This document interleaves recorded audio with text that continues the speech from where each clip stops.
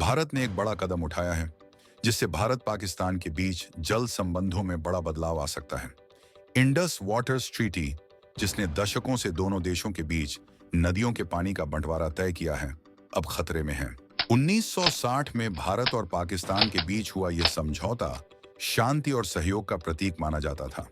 लेकिन आज 64 साल बाद भारत ने पाकिस्तान को इस संधि में संशोधन के लिए औपचारिक नोटिस भेज दिया है। सवाल है कि आखिर क्यों? आइए जानते हैं इस वीडियो में। पर आगे बढ़ने से पहले सभी लोग इस वीडियो को एक लाइक करें और भारत से जुड़ी इंटरनेशनल खबरों के लिए हमारे चैनल को सब्सक्राइब करें।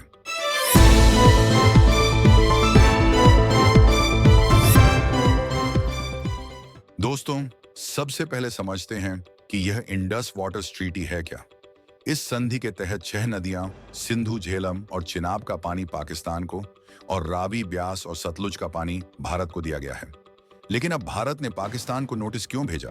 भारत की चिंता मुख्यतः 3 मुद्दों पर केंद्रित है। पहली, बढ़ती जनसंख्या और बदलती पर्यावरणीय परिस्थितियां।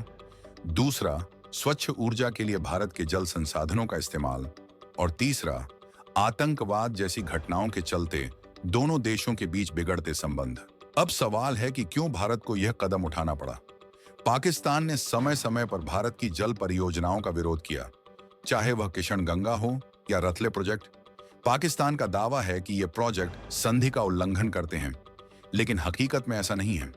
संधि भारत को भी नदियों के पानी का सीमित इस्तेमाल करने की अनुमति देती है, पर पाकिस्तान ने इसे अंतर्राष्ट्रीय मंचों पर खींचकर इन प्रोजेक्ट्स को रोकने की कोशिश की। अब सुनते हैं दोनों तरफ के विश्लेषकों की राय भारत और पाकिस्तान से, और देखते हैं कि वे इस मुद्दे पर क्या कह रहे हैं। India has also cited the impact of persistent cross-border terrorism as one of the reasons for demanding the review.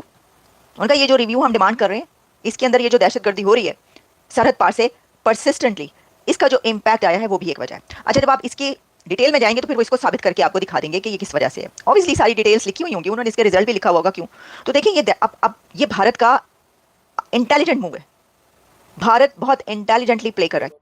India की तरफ से इनिशिएटिव्स लिए गए। देखिए ना, प्राइम मिनिस्टर वाजपेयी पाकिस्तान आए, वहाँ मीनार पाकिस्तान पे वो गए, पाकिस्तान की क्रिएशन को अफर्म किया उन्होंने, और फिर कारगिल हुआ।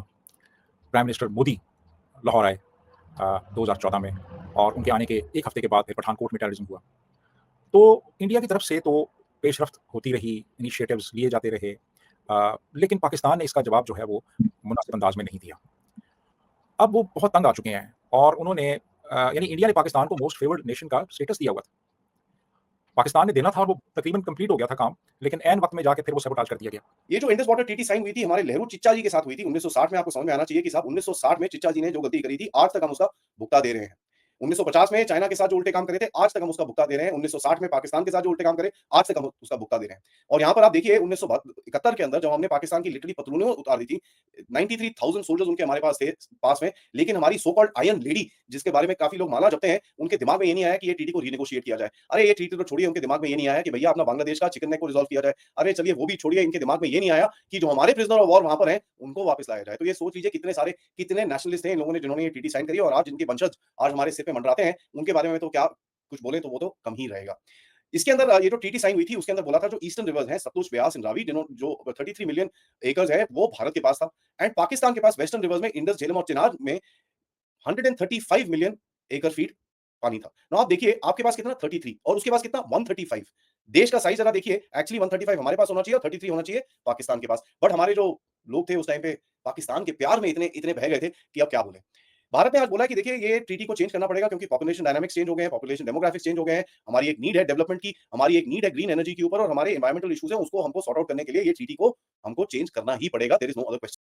तो दोस्तों, सवाल यह है कि क्या यह संधि अब अपने अंत के करीब है, या फिर दोनों देश इस पर नए सिरे से सहमति बनाएंगे। जो भी हो, इस फैसले का असर न केवल जल संसाधनों पर, बल्कि दोनों देशों के संबंधों पर भी गहरा असर डाल सकता है। हम इस कहानी पर नजर बनाए रखेंगे और आगे की खबरों के लिए जुड़े रहिए हमारे साथ।